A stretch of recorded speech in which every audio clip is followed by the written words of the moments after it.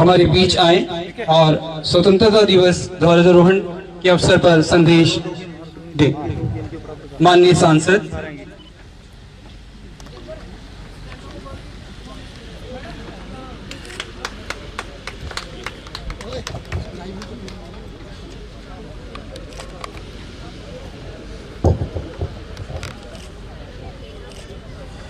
देश की आज़ादी में महत्वपूर्ण योगदान देने वाले स्वतंत्रता सेनानीगण के परिजन, सम्मान के योग्य बुजुर्गों, माताओं, भाइयों, बहनों, प्यारे बच्चों, जिला प्रशासन के अधिकारीगण, पत्रकार एवं छायाकार बंधुओं, आज़ादी की 76वीं वर्षगांठ पर इस पावन अवसर पर मैं आप सभी को हार्दिक बधाई व शुभकामनाएं देता हूं।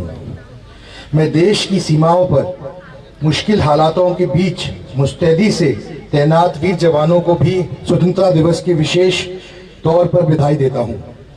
आज हर भारतवासी के लिए खुशी का दिन है।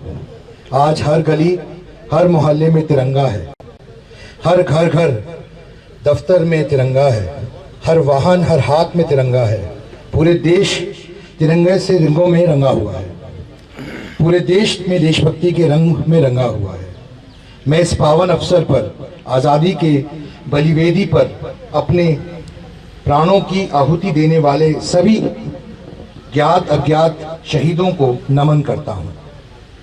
मैं उन वीर सैनिकों को भी सलाम करता हूं जिन्होंने आज़ादी के बाद देश की एकता व अखंडता की खातिर अपने प्राण निछावर कर दिए। उन्हीं ने अनुपम बलिदान के कारण आज हम आज़ादी की खुली हवा में सांस ले रहे हैं। मुझे आज ये ध्वजारोहण हुए पे गर्व अनुभूति हो रही है। आप सभी जानते हैं कि पिछले 2 साल से हम सब आज़ादी का अमृत महोत्सव मना रहे हैं। इस महोत्सव के समापन पर के साथ माननीय प्रधानमंत्री श्री नरेंद्र मोदी जी ने मेरी माटी मेरा देश अभियान शुरू किया है। 9 अगस्त को भारत छोड़ो आंदोलन की वर्षगांठ पर शुरू किए गए इस अभियान में देश की हर गांव व शहर की मिट्टी इकट्ठी की जा रही है। हम सभी जानते हैं कि आज़ादी के आंदोलन की पहली चिंगारी 10 मई 1857 में हरियाणा के अंबाला में फूटी थी। इस चिंगारी ने आगे चलकर ऐसा जन आंदोलन खड़ा कर दिया जिसके बलबूते हम सन 1947 में अंग्रेजी हुकूमत को उखाड़ फेंकने में कामयाब रहे। इस आंदोलन में जान की बाजी लगाने वाले कई देशभक्तों से हमारी युवा पीढ़ी को प्रेरणा लेनी चाहिए। इसके लिए हम अंबाला छावनी में शहीद स्मारक भी बना रहे हैं। आज़ादी के बाद भी 1962, 1965 व 1971 के विदेशी आक्रमणों से लेकर कारगिल युद्ध तक हरियाणा के वीर जवानों ने वीरता की मिसाल पेश करते हुए देश की आज़ादी में निरंतर योगदान दिया है। हरियाणा हमेशा से भारत की रक्षा के लिए सीमाओं पर बढ़ चढ़ के हिस्सा लेता रहा है। हरियाणा के निवासियों ने हमेशा इसमें अपना योगदान दिया है। हम अपने शहीदों के बलिदानों का कर्जा तो नहीं चुका सकते, लेकिन उनके परिजनों की देखभाल करने का सम्मान हमें ज़रूर मिलना चाहिए और हमें उनका ध्यान रखना चाहिए।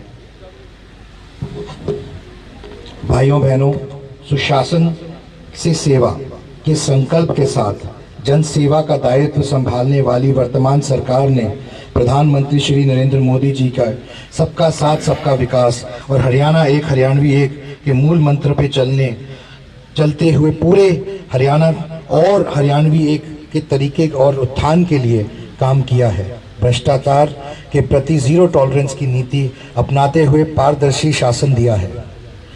गीता के कर्म के संदेश के अनुरूप हम प्रदेश में प्रेम, प्यार और भाईचारे की बयार बहाना चाहते हैं और निरंतर इस पे काम कर रहे हैं। जनसेवा और जनता के बीच दीवार बन चुकी व्यवस्था को मुख्यमंत्री श्री मनोहर लाल जी ने कुशल नेतृत्व में न केवल बदलने का काम किया है, बल्कि ऐसी व्यवस्था देने का प्रयास किया है जिसमें जन जन को योजनाओं और सेवाओं का लाभ सरल तरीके से प्राप्त हो सके। देश की आज़ादी के बाद लंबे समय तक गरीब वर्ग के कल्याण के लिए योजनाओं तो बनती रही, लेकिन सरकारी योजनाओं का लाभ लाभार्थियों तक नहीं पहुंच पाता था। पंडित दीनदयाल उपाध्याय जी के मंत्र अंत्योदय के अनुसार प्रदेश के सभी परिवारों का पहचान पत्र बनाया गया, ताकि लाभार्थी परिवारों की पहचान पत्र के द्वारा सरकार की योजनाओं को लाभ प्राप्त हो सके। डायरेक्ट बेनिफिट ट्रांसफर किए गए।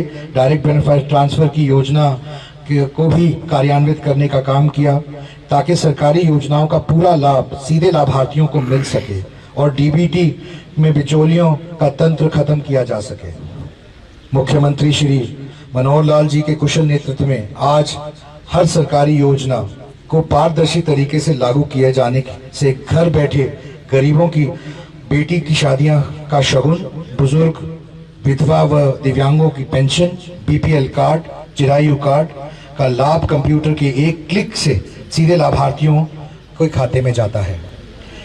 इस साल हम अंत्योदय आरोग्य वर्ष के रूप में मना रहे हैं। मुफ्त इलाज के लिए तकरीबन 85 लाख आयुष्मान भारत चिरायु कार्ड घर बैठे ही बनाए गए हैं। निरोगी हरियाणा योजना के लाभ 25 लाख गरीबों परिवारों तक पहुंच रहे हैं।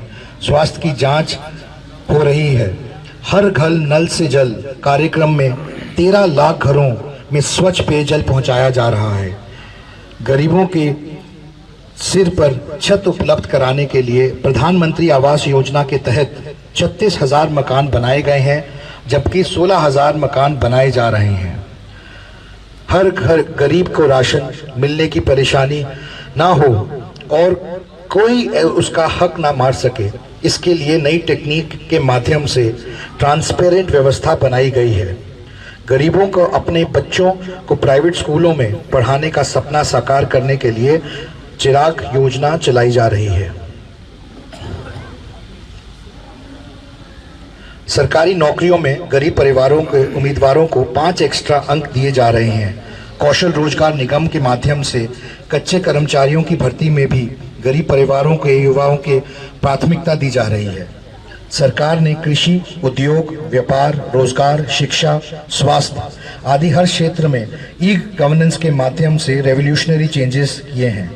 जिस प्रकार परिवार पहचान पत्र के डेटा से विभिन्न योजनाओं का लाभ लोगों के घर बैठे मिल रहा है, उसी प्रकार कृषि क्षेत्र में भी मेरी फसल मेरा ब्यौरा पोर्टल बनाकर किसान को भी लाभ देने वाली अनेक योजनाओं का इसे जोड़ दिया गया है। पशुपालन ग्रामीण के आय का एक बहुत प्रमुख माध्यम है। पशुपालन को प्रोत्साहित करने के लिए सरकार ने किसान क्रेडिट कार्ड की तर्ज पर पशुधन किसान क्रेडिट स्कीम शुरू की है। उद्योग हमारी अर्थव्यवस्था का मूल आधार है। हमने हरियाणा में औद्योगिक विकास को गति देने के लिए ईज ऑफ डूइंग बिजनेस का एक इकोसिस्टम तैयार किया है। हमने प्रमाण पत्र, लाइसेंस और अनुमति देने के अड़चन पैदा करने वाले अनेक नियमों को खत्म करने का काम किया है। आज हरियाणा में निवेशकों को 24/7 ऑनलाइन प्रदान करने के लिए की जा रही है और सभी अप्रूवल्स फिक्स टाइम में देने सुनिश्चित किए गए हैं। आज हरियाणा देश विदेश में निवेशकों की पहली पसंद बन गया है। पिछले लगभग 9 साल में प्रदेश में 1000 से अधिक लार्ज व मीडियम तथा लगभग 2 लाख माइक्रो एंड स्मॉल उद्योग स्थापित किए गए हैं, जिनमें लगभग 50,000 करोड़ रुपए की निवेश हुआ है। वे 18 लाख से अधिक लोगों को रोजगार मिला है। व्यापारी भाइयों को भी प्रदेश में विकास का महत्वपूर्ण योगदान रहता है। हमें उनके हित के लिए अनेक कदम उठाए हैं। उनके लिए चलाई जा रही ज़्यादातर योजनाएं ईज ऑफ डूइंग बिजनेस के तहत की जा रही हैं। प्राकृतिक आपदा में व्यापारियों की जान व माल के नुकसान की भरपाई के लिए मुख्यमंत्री व्यापार क्षतिपूर्ति बीमा योजना और मुख्यमंत्री व्यापार सामूहिक निजी दुर्घटना बीमा योजना शुरू की है। प्रधानमंत्री लघु व्यापारी मानधन योजना के तहत खुदरा दुकानदारों के लिए मासिक पेंशन सुनिश्चित की गई है। भाइयों बहनों, हमने युवाओं की योग्यता का सम्मान किया है। 1,10,000 युवाओं को योग्यता के आधार पर सरकारी नौकरियां दी हैं। आउटसोर्सिंग सेवाओं में युवाओं को के ठेकेदारों की शोषण से बचाने के लिए हरियाणा कौशल रोजगार स्कीम बनाई गई है। आज खेल जगत में भी हरियाणा का बड़ा नाम है। हमारे युवा बड़ी उपलब्धियां प्राप्त कर रहे हैं और देश प्रदेश में नाम कर रहे हैं। मेडल जीतने वाले खिलाड़ियों का नकद पुरस्कार देने के साथ साथ सरकारी नौकरियां दी जा रही हैं। अवार्ड पाने वाले खिलाड़ियों को मंथली स्टाइपेंड भी दिया जा रहा है। अगर हम देश की मेडल तालिका देखें तो उसमें हरियाणा पहले नंबर पे आता है। इसके लिए पूरा हरियाणा और आप हरियाणा वासियों को मैं शुभकामनाएं देना चाहता हूं। भाइयों बहनों, हमने गांव के विकास में महिलाओं की भागीदारी सुनिश्चित करने के लिए पंचायती राज संस्थाओं में महिलाओं को 50% रिप्रेजेंटेशन दिया है।